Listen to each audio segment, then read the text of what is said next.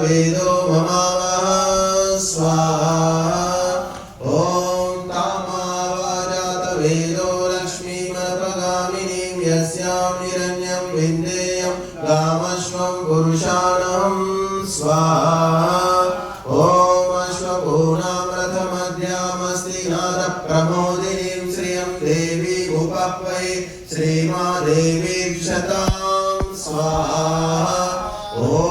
कांसोस्मितामिरण्यप्राकारामाद्रां ज्वलन्तीं तृप्तां तर्पयन्तीं पद्मे स्थितां पद्मवर्णां तामिहोपह्वये श्रियं स्वाहा ॐ चन्द्रां प्रभासां यशसा ज्वलन्तीं श्रियं लोके देवदुष्टामुदारां तां पद्मनेमिं शरणमहं प्रपद्ये अलक्ष्मीर्मे नश्यतां त्वां प्रणोमि स्वाहा ॐ आदित्यवर्णे तपसोऽधिजातो वनस्पतिस्तव वृक्षोऽथ बिल्वः तस्य फलानि तपसानुदन्तु मायान्तरा